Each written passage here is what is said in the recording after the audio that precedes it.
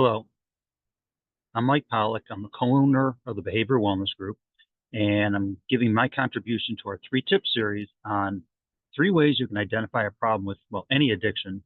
I'll mostly be referring to alcohol, but it can apply to any addiction, as well as 3 things you can do to start addressing it.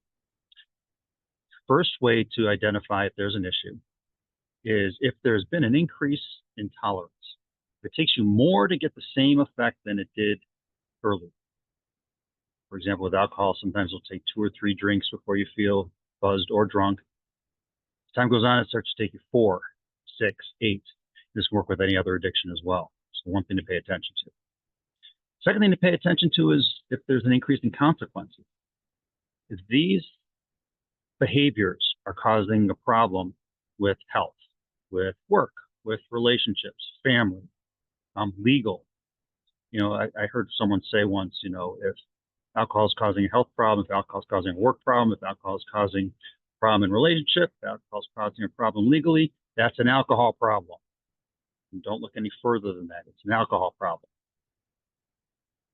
Lastly, you may try to control the compulsion that's been causing problems. When you try to, and actually do more than you determined you were going to do. I'm only going to have a beer, and you have 10 beers. Or any other compulsion. These are ways to identify that problem. Now, things you can do about it, after obviously identifying the problem, because the first way to address a problem is identifying that there is one. The first thing to do, and the simplest one, and it gets overlooked a lot, is simply keep your hands free. If you have an urge, give in to that. Don't touch anything. Let the urge pass. Second thing you can do, get around sober people.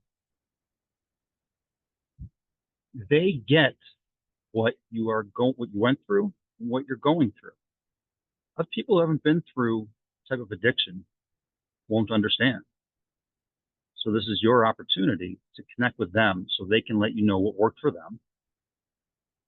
And then follow what they did until you find your own pattern. Lastly is whatever it is that is causing the problem, get rid of it. If you have to clear your home of alcohol, do that. Or any other compulsion. But get it away from you. Put as many walls between you and your compulsion as possible. Now, there's many other ways to tell if there's a problem. There's many other things you can do about them. But this is part of our 3-tip series that we'd like to get you started on. If you want to talk about this with me further, please email me or call me at the information below. I'd be happy to talk to you.